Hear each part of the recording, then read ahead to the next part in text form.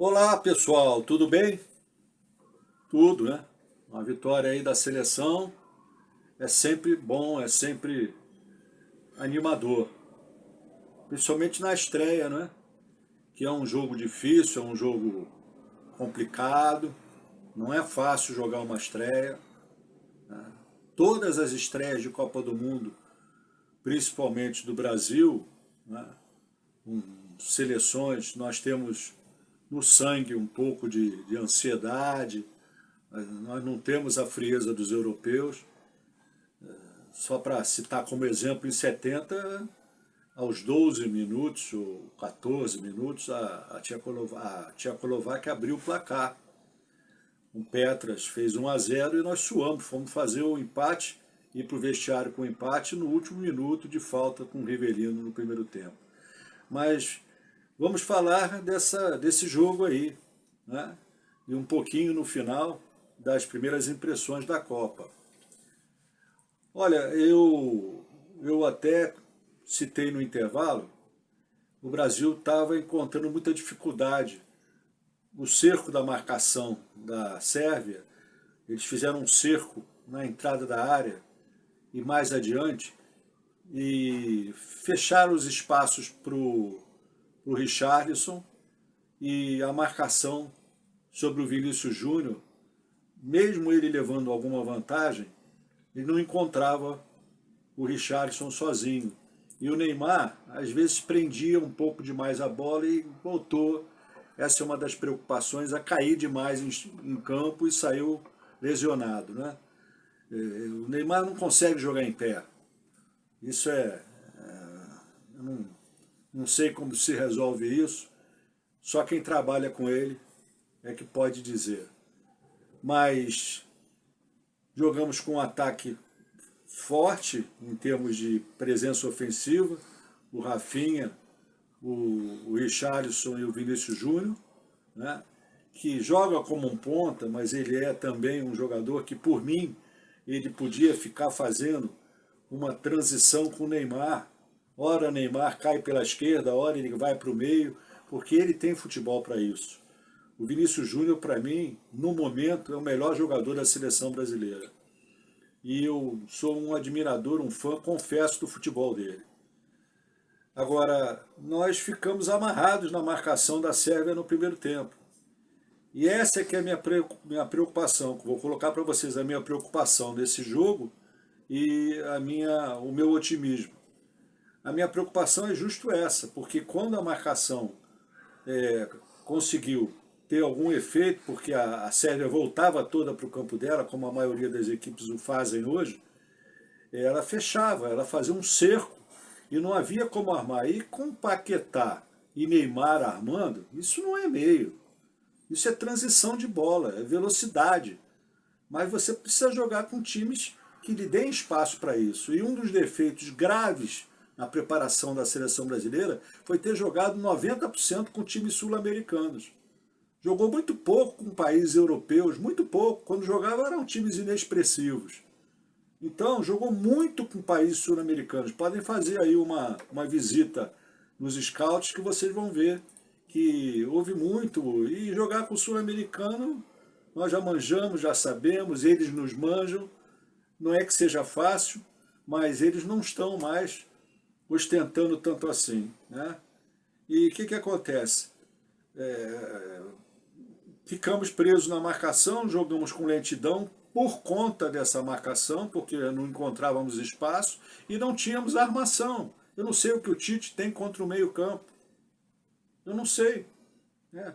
O Everton é um jogador que não pode deixar de jogar ali. Eu já reclamei na outra resenha sobre a ausência do Gerson, né? Nesse meio-campo, né? E pelas pontas nós não íamos bem. É uma das razões da minha preocupação são os dois laterais. Fora aquele chute que ele deu na trave, o, Alexandre. o Alessandro, ele foi. Acho que ele deixou a desejar, assim como o Danilo do outro lado, né?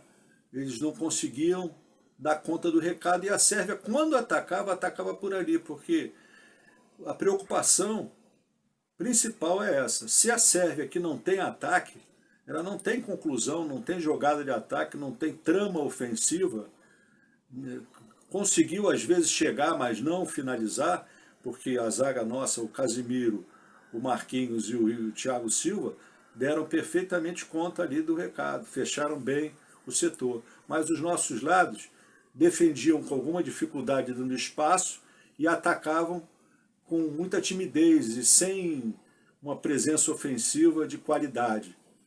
Bom, fechou o primeiro tempo, não houve modificação e nós começamos com maior movimentação, com maior flexibilidade de jogo. O Neymar subiu um pouquinho de produção na partida e o Vinícius Júnior foi mais acionado e começou a pegar um só na marcação.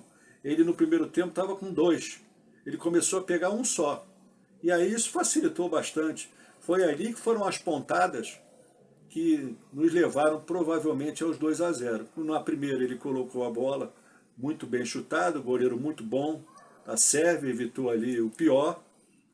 E o rebote, o Richarlison estava ali e tocou. É um jogador limitado tecnicamente, mas que faz jogadas acima do limite que se prevê dele, né? Tem jogadores assim, o condicionamento físico e o entrosamento permite que jogadores que não tenham alta técnica se sobressaiam. E os centroavantes também,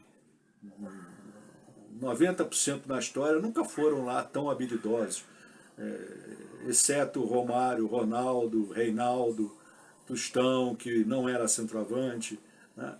Então, é isso. Nós conseguimos fazer o primeiro gol, aí ficou um pouco mais fácil.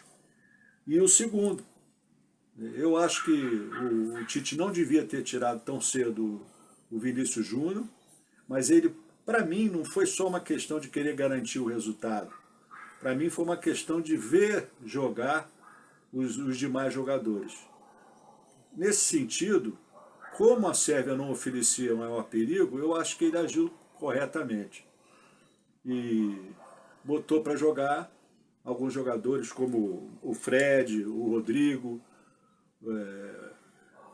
Martinelli, o Jesus, e alguns jogadores que precisavam entrar, né? Principalmente o Fred. E eles entraram bem, porque eles entraram com confiança e com velocidade, né? E a seleção merecia ter um resultado mais largo, né? Pela fragilidade e inoperância do ataque da Sérvia e porque eu acho que eles desabaram no segundo tempo, eles cansaram. Então a marcação deles afrouxou e nós começamos a criar pelo meio mesmo, mas pelo meio com a bola chegando direto, com 4, 5 atacantes muitas vezes e finalizando, né? Algumas finalizações ruins, outras muito boas, bola na trave, 2 bolas na trave. Esse placar poderia ser mais largo, poderia ser mais avantajado. De qualquer forma, vamos aguardar, porque foi uma estreia, né?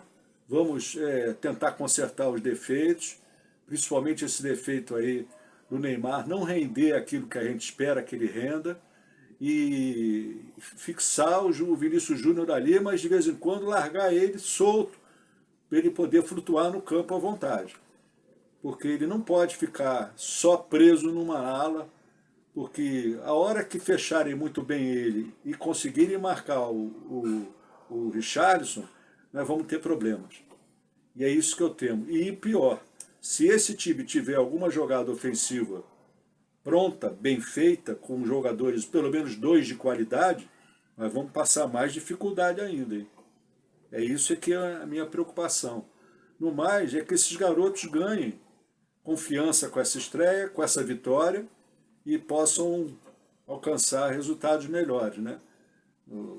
Foi pouco, 2-0. Não, esse negócio, isso não faz diferença, né? O importante é que a seleção foi melhorando, conquistou os 3 pontos e tem que melhorar mais, né? Agora, sem meio campo, sem armação, ali não é lugar de passar correndo com a bola.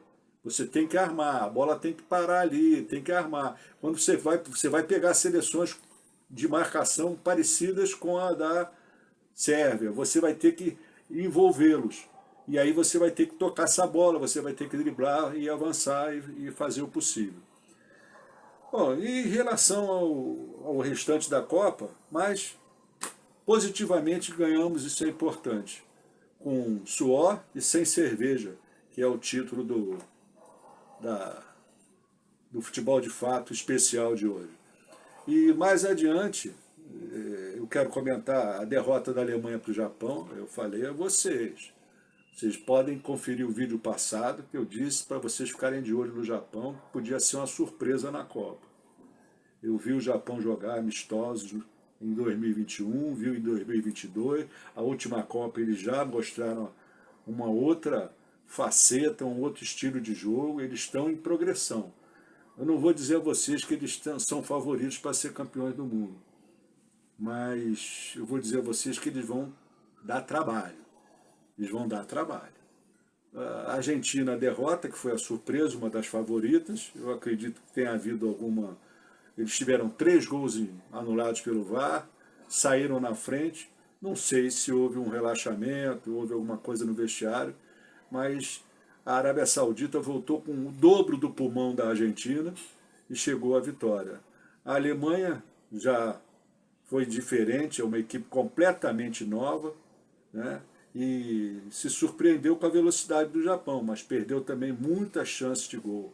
A França foi bem também, e não dá para traçar no momento. A Bélgica, uma água com açúcar muito sem vergonha, a Bélgica sem o Lukaku, o Lukaku é diferencial, é outro jogador que é centroavante, e não tem qualidade técnica, mas tem uma força incrível, e é um bom finalizador. E a Inglaterra passou a ser uma das presenças fortes da Copa, e não só pelo 6-2, mas pelo que ela mostrou em campo. Ela mostrou mais que a França até. Então, e olha a Copa, a Inglaterra desde 66 não vê um título. Agora, quanto a placares dilatados aí, placares teoricamente anormais, né? Como o 7-0 da Espanha, se apresentou muito bem, botou a seleção de Gana, Costa Rica na roda, Gana que não foi bem, e Senegal também. Eu não sei se vocês repararam, com a Covid, essa é a primeira Copa do Mundo pós-Covid, e entre aspas pós-Covid, porque ela ainda está por aí, né? E com força. Mas, de modo geral, ela diminuiu bastante. Mas o que acontece? Ela desestruturou, porque o futebol praticamente paralisou. Então, as equipes mais pobres da África e as equipes de estrutura menor, de futebol sem categoria de base forte, categoria intermediária forte, categoria infantil forte, eles sofreram nessa renovação, eles sofreram na escolha, na hora de remontar tudo. Mas fica aí minha crítica, quando você levar uma Copa para outro continente, e um continente com uma cultura, com um raciocínio, uma mentalidade como essa do Catar, vai ser um absurdo. Porque você vai cercear a alegria, vai cercear a festa e vai cercear o próprio futebol que está ligado. Futebol e cerveja são primo-irmãos. Né? Uma Copa do Mundo, meu amigo, prevê alegria, prevê turismo, prevê festa. Uma Copa do Mundo é festa pura. Vai querer que os caras daqui a pouco vão vestido de terno e gravata, como o Roberto Carlos lá sentado, parecia mais um deles. Pô, peraí. Futebol é um esporte popular e deve continuar sendo popular. É isso aí. Vamos aguardar e vamos ver os próximos jogos, o desempenho dos times. Um abraço para vocês e parabéns pela vitória do Brasil.